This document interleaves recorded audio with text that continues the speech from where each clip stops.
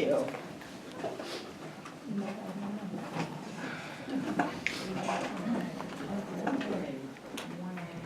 When you start, I will start the timer. The Trump Before Trump by Austin Kern. I'm a pitcher. Tyler Markich. They are not our friends, believe me. They're bringing drugs, they're bringing crime, they're rapists. We're going to build a great wall. Just announced that as many as 5,000 ISIS fighters have infiltrated Europe, also many in the US. I told you so. Only I can fix this problem. I have seen firsthand how the system is rigged against our citizens. No longer can we rely on those elites in media and politics who will say anything to keep a rigged system in place. Nobody knows the system better than me, which is why I alone can fix it. Lock her up! Lock her up! Ah yes, my people. There's never been anyone like me before. I'm telling you, Joe, nobody outside of Wisconsin knows you. Hell, lots of people in Wisconsin don't know you.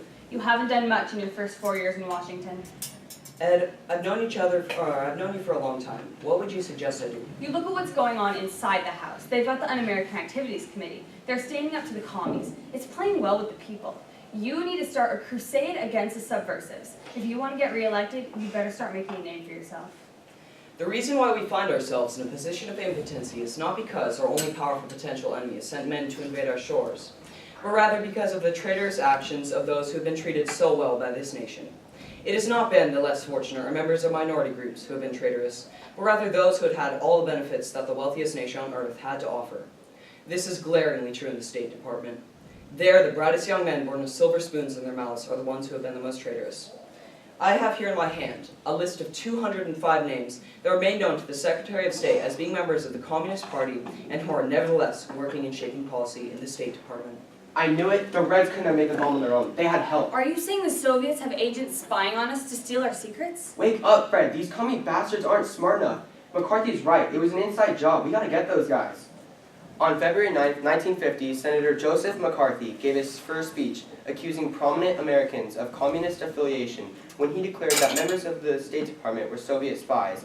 He never produced a list of names, nor did he ever present any evidence to support these claims. Instead, he began a 4-year smear campaign of bullying and fear that would paralyze the nation as he alone would root out the subversives lurking within our midst. Senator McCarthy, when can the members of this hallowed United States Senate expect to receive this list of traitors you claim to be undermining our government from within? Senator Smith, don't worry, hon. It's gonna come out. You can expect action real soon. I plan to hold hearings. I'm gonna break these sons of bitches. There will be no sanctuary. I'll root them out and expose them for what they are. Enemies of the United States of America. Now, if you'll excuse me, it's time for the man to take charge of this investigation. Senator McCarthy, I'm the duly elected senator from Maine, and you should— Yeah, I'm sorry, but I've got work to do here. So if you'd be so kind as to leave so I can get started.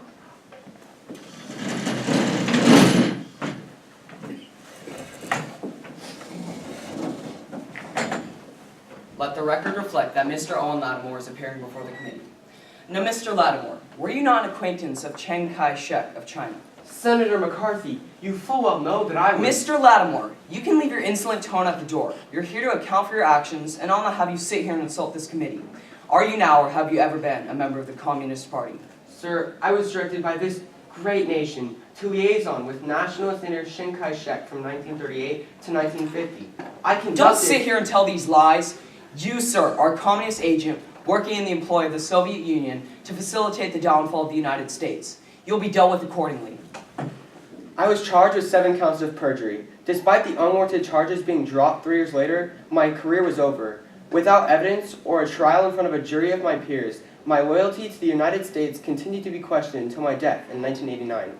I was but one of many who would suffer such ignominious behavior from Senator Joseph McCarthy.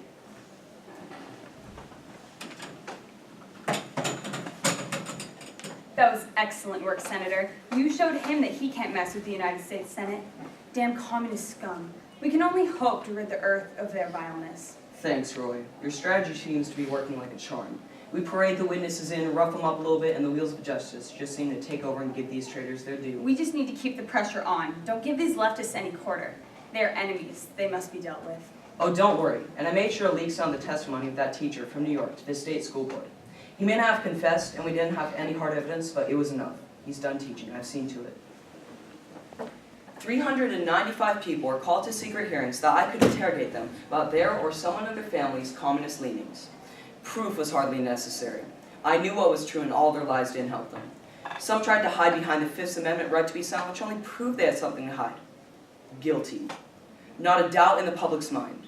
At least not after I got done telling them how to believe the heavily edited dialogue I fed them. The chair recognizes the senator from Maine, Margaret Chase Smith. Mr. President, I speak as a Republican. I speak as a woman. I speak as a United States Senator. I speak as an American. Those of us who shout the loudest about Americanism and making character assassinations are all too frequently those who, by our own words and acts, ignore some of the basic principles of Americanism. The right to protest, the right to criticize, the right to hold unpopular beliefs, the right of independent thought. Today, our country is being psychologically divided by the confusion and the suspicions that are bred in the United States Senate to spread like cancerous tentacles of know-nothing, suspect-everything attitudes. On June 1st, 1950, I openly challenged the United States Senate to shut down McCarthy's tactics, but their fear of being soft on communism left them silent for 4 long years. In the meantime, I was made an example of by the powerful senator from Wisconsin. Nice try, Senator, but as you can see, the boys in the center with me. You are hereby stripped of your committee assignment. Sir, it's McCarthy again. He's dragged a soldier before his committee to attack his not knowing his mother was a communist. Heaven help us. Sir, why don't you address the nation and tell them that McCarthy's accusations are groundless and he's destroying the very fabric of this nation? Of course he is, but it's not that simple. The people are enthralled with him. It's best to let the man hang himself. Nobody can reach the people while they're under his spell. But sir, your reputation is unimpeachable. You're the President of the United States. And besides, you're the commanding officer who freed Europe from the Nazis. If they won't listen to That's you... just it. I don't think they're ready. They want a witch hunt, and nothing's going to stop them at this point. Have you completed your speech, sir? I have. I've taken out the paragraph on Marshall. In 1952, I had the chance to challenge McCarthy's accusations against my fellow World War II General George Marshall, but I determined the time was not right because the people wanted someone to blame. So this man who helped get Europe rebuilt with the Marshall Plan was publicly ruined by McCarthy as I stood by, waiting for the right time to strike. Many questioned my moral fortitude.